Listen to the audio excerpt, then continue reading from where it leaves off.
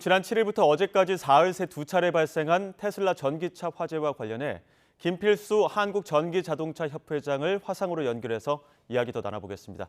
김필수 협회장님 나와 계십니까? 네, 안녕하세요. 네, 안녕하십니까? 먼저 지난 7일 서울 성수동 테슬라 서비스 센터에서 발생한 화재 사고부터 살펴보겠습니다.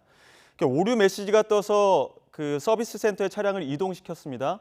주차가 돼 있는 상황에서 시동을 걸지도 않았고 어디 부딪힌 것도 아닌데 갑자기 이렇게 불이 날 수 있는 겁니까?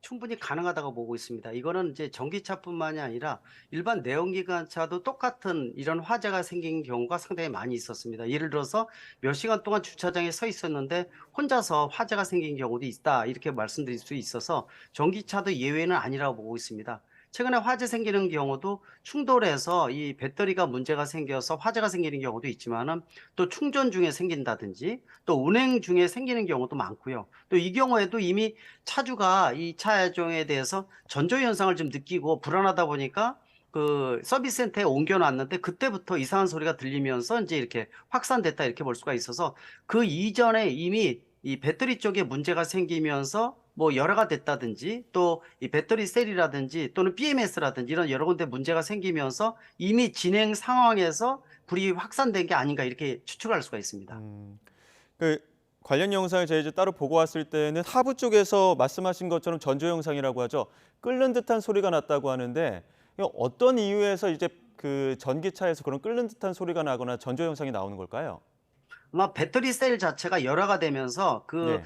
과정에서 이 완전히 점화가 되기 전에 나오는 현상 중에 하나가 아닌가 이렇게 추측할 수가 있고요. 또 예. 중간에 보면 끓는 소리 이후에 폭발하는 부분들도 한 두 번 정도가 있었거든요. 영상을 보니까요. 예. 아마 폭발하는 것도 아마 셀 자체가 부풀어 오르면서 가스가 그 통을 견디지 못해서 뭐 셀 자체가 하나씩 터지는 부분들이 아닌가 이렇게 추정할 수가 있어서 배터리 셀 자체가 뭐 원인은 찾아봐야 되겠지만은 일단 영향을 받아서 이 부분에 문제가 음. 생기고 이 부분이 이제 본격적으로 화재가 확산되기 전에 어떤 전조 현상으로 본격화되는 이런 부분의 소리라고 판단되고 있습니다. 지금 협회장님 말씀하시는 옆으로 영상 계속 나갔습니다만 불을 계속 쏟아붓는데도 꺼지지 않고 무려 3시간이 걸렸는데 소방관 65명, 차량이 27대가 투입이 됐습니다. 차량 한 대 불을 끄는데 네. 내연기관차 같은 경우에는 평균적으로 한 50분 정도면 완진이 된다고 하는데 전기차 화재는 왜 이렇게 진압하기 힘든 겁니까?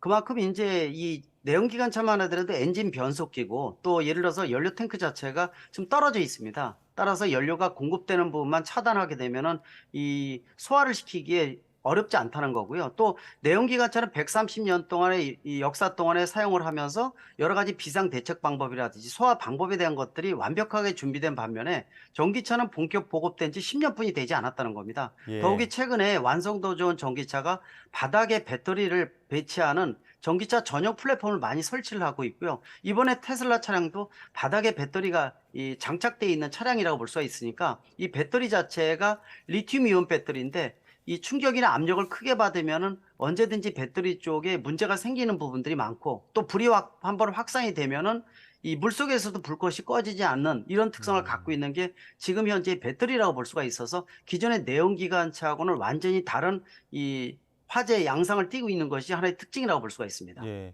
물속에 넣어도 불꽃이 쉽사리 꺼지지 않는 게 이제 배터리 셀의 특징이라고 말씀해 주셨는데 이 배터리 셀이 수백 개가 붙어서 이제 배터리 한 팩이 됩니다. 그런데 이 배터리에서 열폭주 현상이 나타나면 순식간에 700도 이상으로 불이 붙는단 말이죠. 이거 어떻게 되는 현상으로 봐야 됩니까? 일단 가장 중요한 전기차의 특징이라고 볼 수가 있어요. 우리가 열폭주 현상은 일종의 폭발성 화재라고 볼 수도 있습니다. 예. 특히 이 일반 내연기관차만 하더라도 아까 말씀하신 대로 시간도 그렇게 크지는 않고 또 확산 속도도 시간이 길기 때문에 운전자나 탑승객이 충분히 탈출할 수 있는 시간적인 여유가 있는데 전기차 같은 경우에는 최근에 여러 사건을 보시다시피 한 번 확산이 되면은 온도도 한 700~800도에서 1000도씨가 넘어가는 경우도 굉장히 많고요. 또 예. 문제는 확산 속도가 너무 빠르다 보니까 안에 있는 탑승객이 탈출할 수 있는 골든 타임이 일반 내연기관차보다도 좀 적다는 거. 이런 부분들이 공포감을 자극하는 건데 실제로 보면은 내연기관차하고 전기차의 화재 건수는 높지가 않습니다. 도리어 전기차가 약간 적다고 볼 수가 있는데 말씀드린 대로 확산 속도라든지 또는 골든 타임이 짧아지는 부분들이 공포감을 자극하면서 부정적인 시각이 팽배된다는 거 이런 부분들이 걱정거리라고 볼 수가 있습니다. 예. 사고 건수로만 보면 전기차의 사고 비율이 적다는 말씀 해주셨습니다만 일단 끄기가 어렵기 때문에 어젯밤에 세종시 국도에서 발생한 테슬라 화재도 한번 짚어보겠습니다.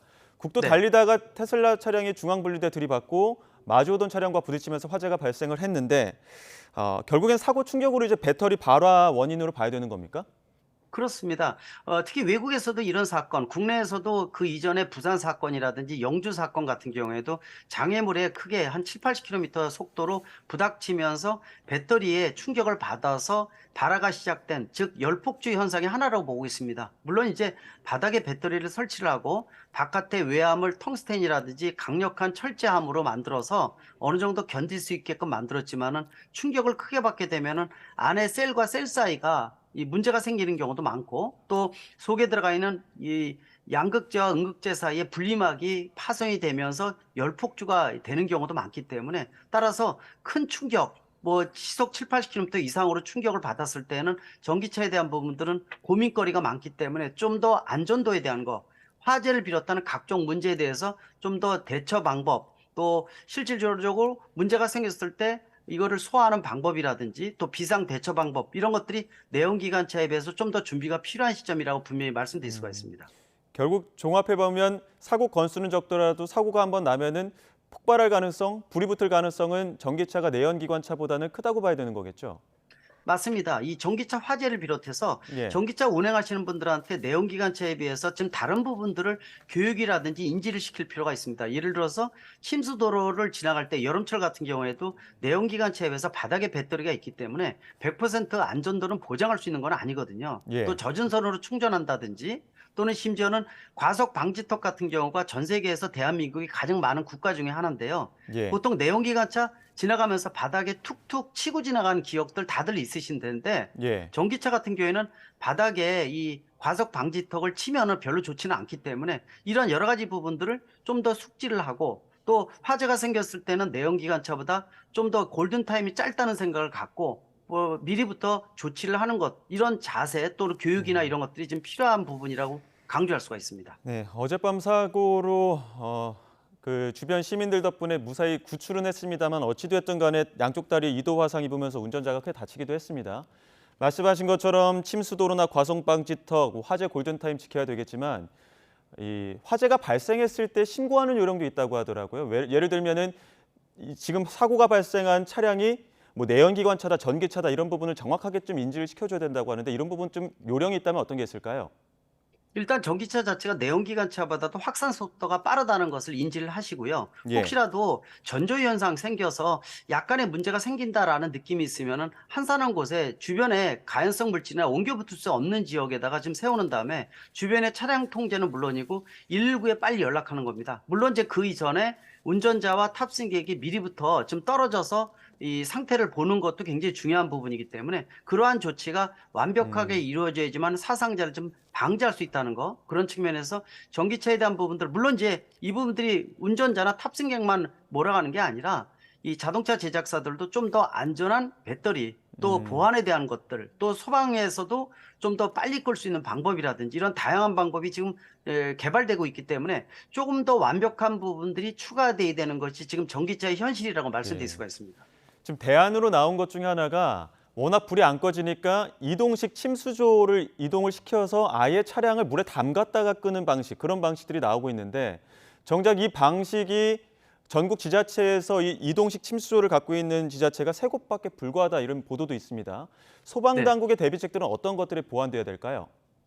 소방당국에서는 지금 전기차나 수소차에 대한 군안 구조 매뉴얼들이 있습니다. 따라서 어떤 차종에 화재가 생겼다 그러면은 그 매뉴얼을 들여다보면서 출동을 합니다. 그래서 예, 이 전기차의 이 배터리 차단 스위치가 어디인지도 알고요. 또 예, 문을 따는 방법이라든지, 또는 그 밖에 말씀하신 대로 이동용 수조라든지 또는 질식포, 산소가 못 들어가게 해서 좀 차단을 시키는 방법은 많이 입증된 것들이니까, 이런 것들은 좀 예산 편성을 통해서 전국 소방청의 소방서에 모두 다 이동용 수저 같은 것들 미리 준비를 하고, 또 예. 매뉴얼도 철저하게 준비를 해서 이런 문제가 생겼을 때 빠른 조치, 또 골든타임을 늘려서 사상자가 발생하지 않고 또 화재가 확산되지 않게끔 만들어주는 이러한 여러 가지 대책이 동시에 이루어져야 된다고 보고 있습니다. 네, 워낙 위험하기 때문에 조금 더 빠른 시일 내에 데이터라든지 관련 인프라도 빠르게 축적이 돼야 될 것 같습니다. 지금까지 네, 김필수 한국전기자동차협회장과 이야기 나눴습니다. 오늘 말씀 고맙습니다. 네, 감사합니다.